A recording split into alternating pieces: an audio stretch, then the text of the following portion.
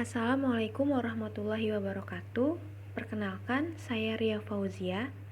Di sini saya akan sedikit mempresentasikan mengenai proposal penelitian di mata kuliah seminar perpajakan, yaitu dengan judul Pengaruh Peran Kemampuan atau Kecakapan Manajerial dan Tax Avoidance terhadap Nilai Perusahaan. Latar belakang.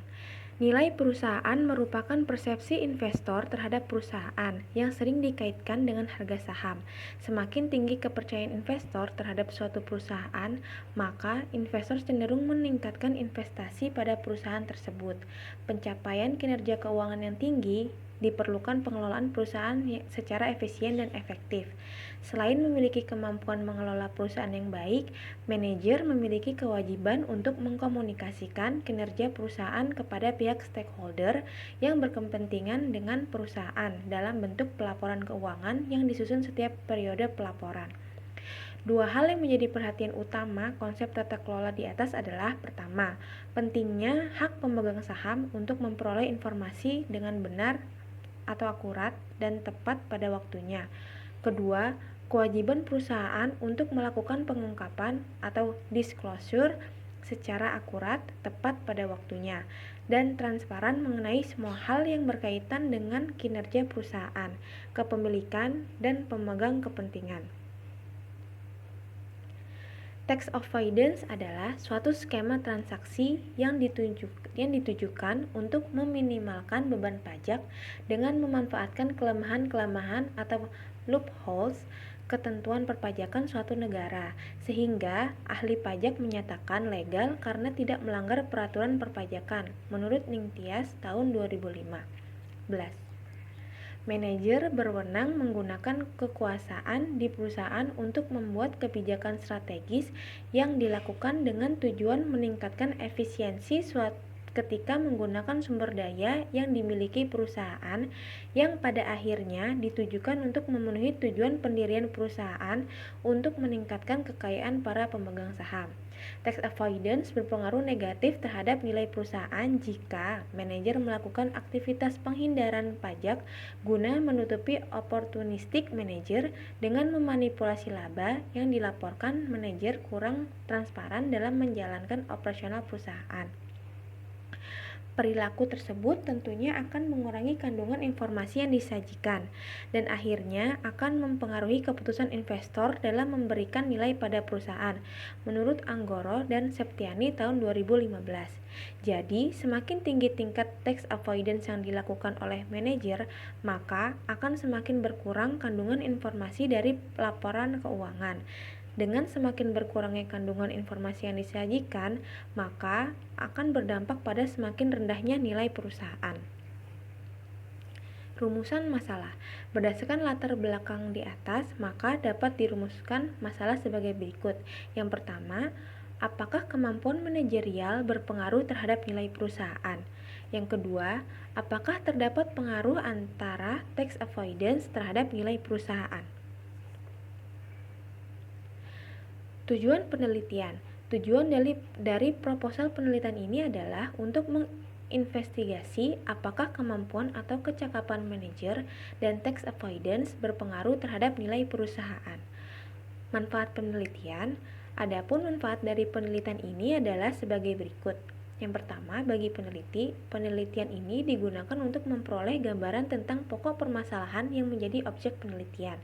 Yang kedua, bagi perusahaan, penelitian ini dapat dijadikan salah satu referensi untuk bagaimana meningkatkan kinerja manajerial sehingga nilai perusahaan dapat meningkat.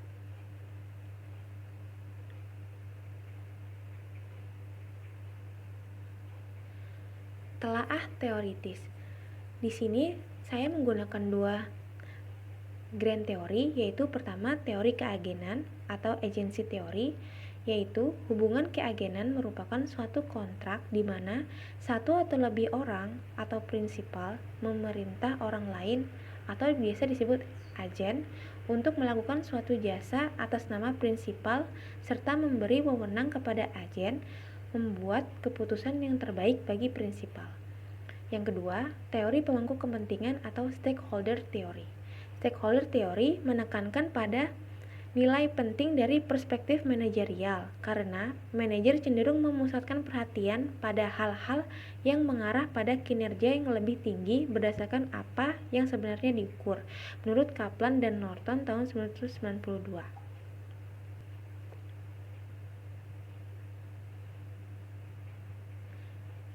Selanjutnya, di sini ada pengertian nilai perusahaan.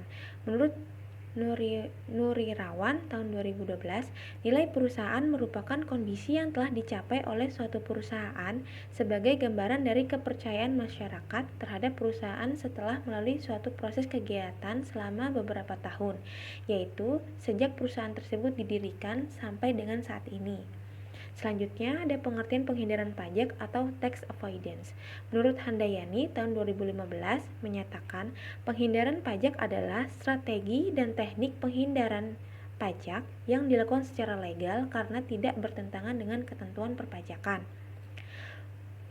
Selanjutnya, pengertian kemampuan manajerial, yaitu kecakapan manajerial merupakan suatu karakteristik yang sesuai dengan norma dan etika yang berlaku dalam suatu perusahaan.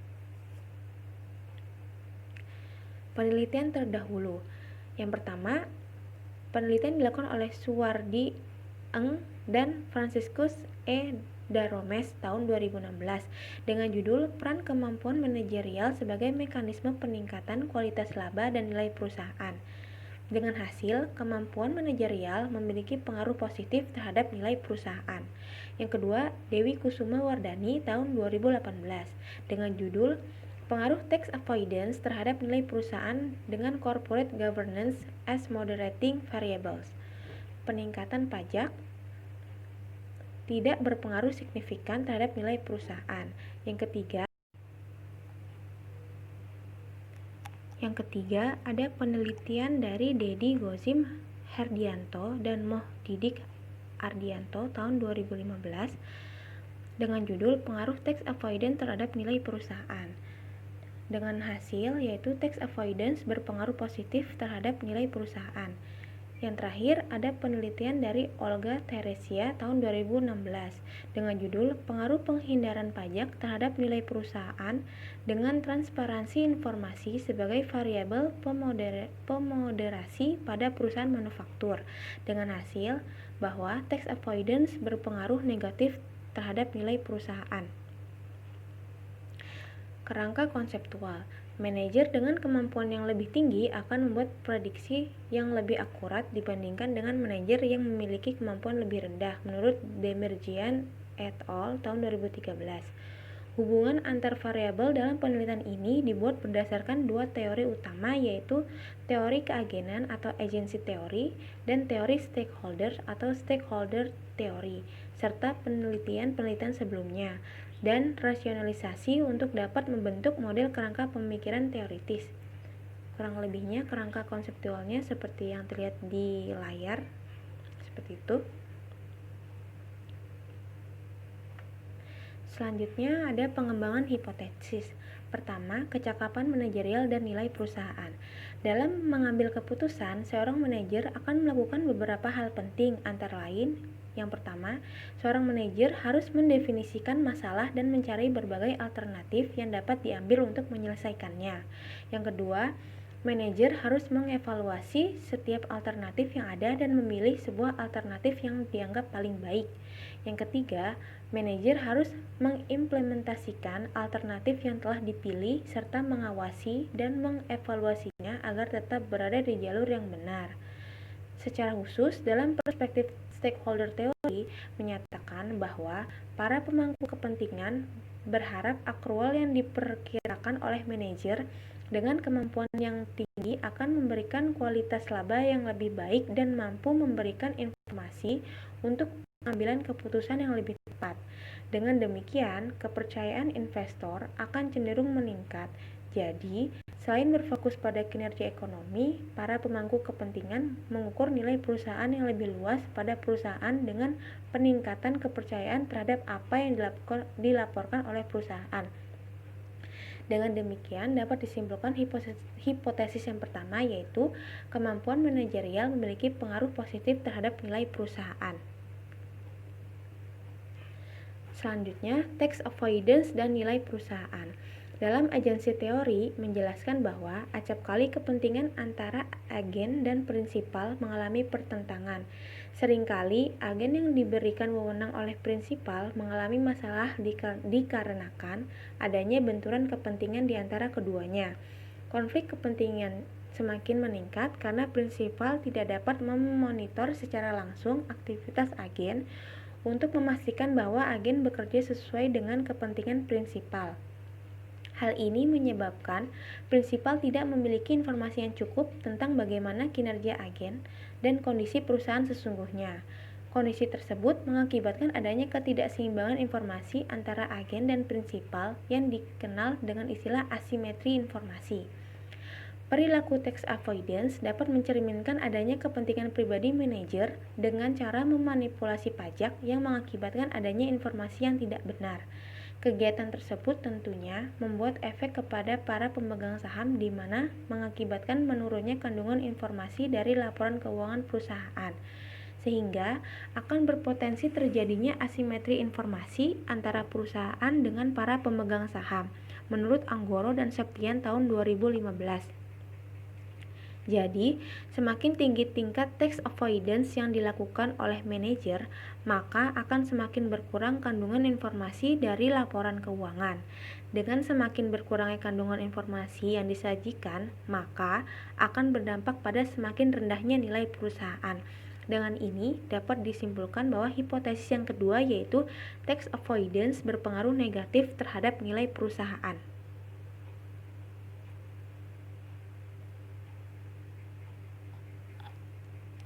Selanjutnya yaitu ada metode penelitian.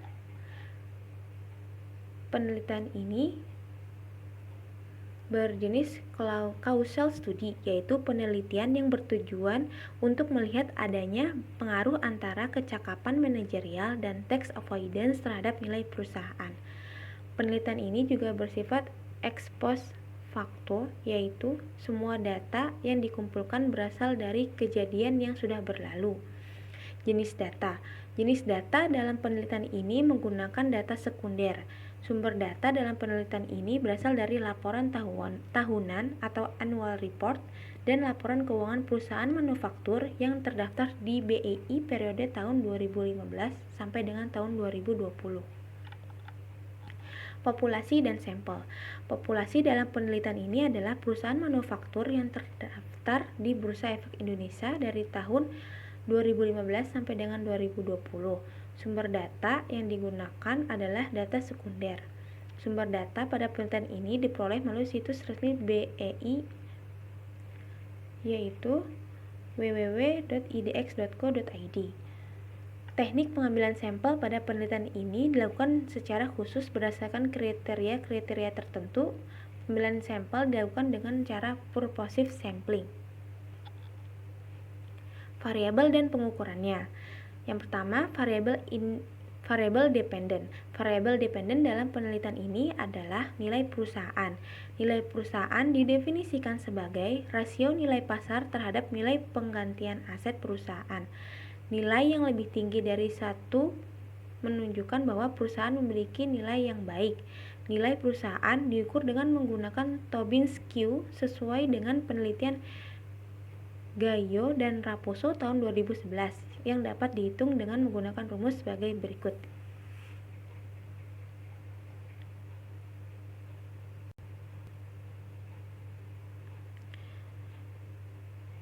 Yang selanjutnya yaitu variabel independen.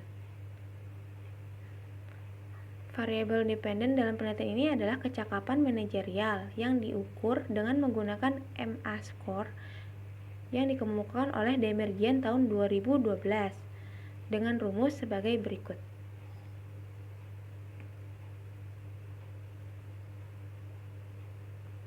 Selanjutnya, variabel independen selanjutnya yaitu tax avoidance yang diukur dengan menggunakan cash ETR atau cash effective tax rate perusahaan, yaitu kas yang dikeluarkan untuk biaya pajak dibagi dengan laba sebelum pajak menurut Budiman dan Setiono tahun 2012. dalam semakin besar case ETR mengindikasi semakin rendah tingkat tax avoidance. Adapun rumus untuk tax avoidance adalah sebagai berikut.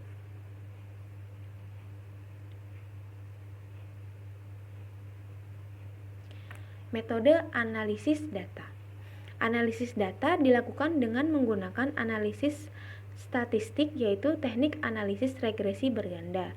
Selanjutnya, data diolah dengan program IBM Statistical Package for Social Science atau SPSS. Selanjutnya akan dilakukan pengujian hipotesis.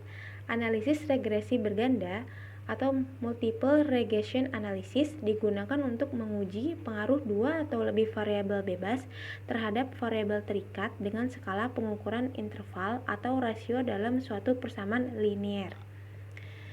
Yang pertama, analisis statistik deskriptif. Ukuran yang digunakan dalam deskriptif berupa frekuensi, tendensi sentral, yaitu rata-rata, median, modus, dispersi, yaitu defisiasi standar dan varian, dan koefisien korelasi antar variabel penelitian. Yang kedua, uji asumsi klasik. Uji asumsi klasik yang dilakukan ada 4, yaitu uji normalitas, uji multikolinearitas, uji autokorelasi, uji heterokedastisitas. Yang terakhir yaitu rancangan pengujian hipotesis, yaitu menjelaskan hubungan antara variabel independen, yaitu kecakapan atau kemampuan manajerial dan penghindaran pajak, terhadap satu variabel dependen, yaitu nilai perusahaan. Dalam penelitian ini, analisis regresi berganda dapat dibentuk, yaitu berupa Y sama dengan A plus B1 X1 ditambah B2 X2 plus E.